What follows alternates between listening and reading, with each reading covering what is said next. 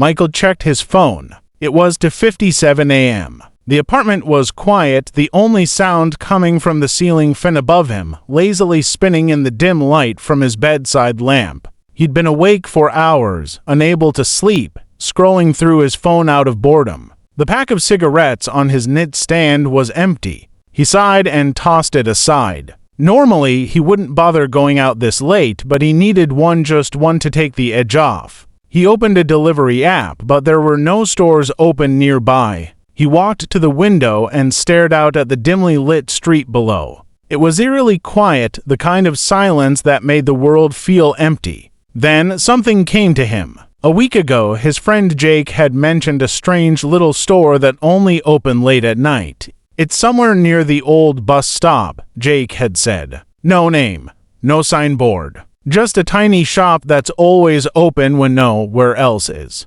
Michael had laughed it off at the time, thinking Jake was just drunk, but now, standing there with nothing better to do, he decided to check it out. Throwing on his hoodie, he grabbed his wallet and stepped outside. The cold air hit him immediately, sending a chill through his body. The streets felt different at this hour, quieter, darker, almost unreal. The buildings around him seemed taller, their windows reflecting nothing but blackness. The street lights flickered. His footsteps echoed loudly on the pavement. In the distance, a dog barked, its lonely sound carrying through the empty streets. He walked past a row of closed shops, their metal shutters locked tight. Graffiti splattered across them. A single car passed by, headlights briefly illuminating the street before it disappeared around a corner. He checked his phone. 3:12 a.m.? He should have reached the bus stop by now, but there was no sign of the store. Had Jake been messing with him? Just as he was about to turn back, he noticed something.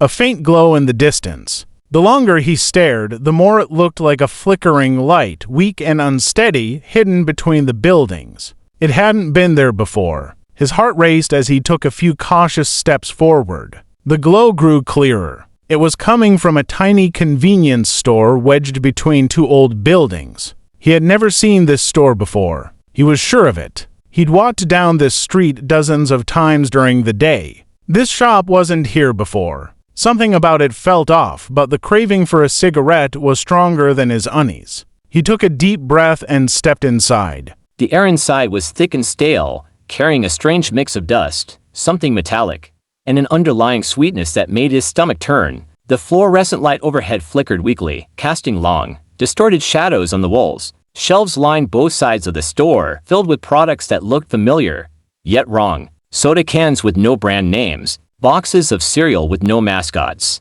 Just plain white labels, rows of snacks in faded packaging, like they'd been sitting there for years. Behind the counter stood a man. He was too tall. His face was narrow, skin stretched tight over sharp features. His eyes were deep-set, almost sunken, and he didn't blink. He didn't greet Michael. He just stared. Michael swallowed hard, forcing himself to walk up to the counter. Do you sell cigarettes?" His voice sounded strange in the heavy silence. The man didn't respond right away. Instead, he turned slowly, reaching under the counter. The movement was too smooth, too precise, like a machine. The air in the store felt heavier, pressing against Michael's chest. The man placed a small black box on the counter. It had no branding, no markings, just a cigarette pack-sized box with an unbroken seal. Michael hesitated. "How much?"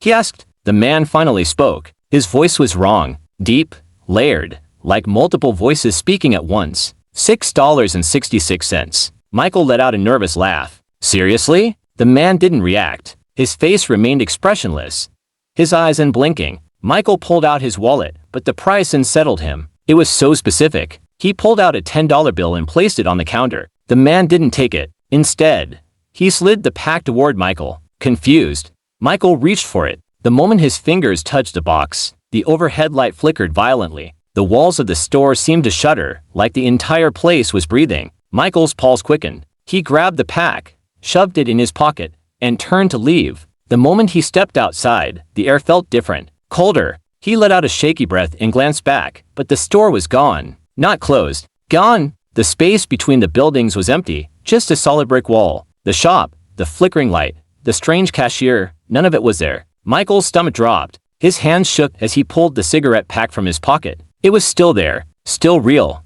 With trembling fingers, He tore open the seal and pulled out a cigarette. It looked normal enough. Maybe he was just tired, imagining things. He lit it and took a deep drag. For a moment, everything seemed fine. But then, his vision blurred. His skin prickled with cold. A deep, shuddering breath escaped his lips as the world around him twisted, stretching in ways it shouldn't. The street stretched unnaturally. The streetlights flickered violently. His head throbbed. Something was wrong. His phone vibrated.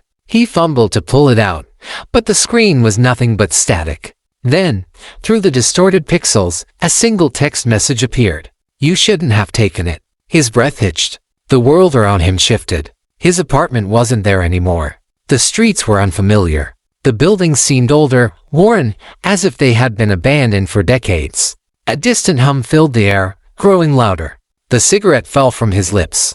His hands trembled as he turned around, his heart hammering in his chest. The store was back, its door wide open. And this time, the cashier was standing outside, waiting. I've rewritten it with a more conversational and human tone, focusing on making the flow feel more natural. Let me know if this works or if you'd like further changes.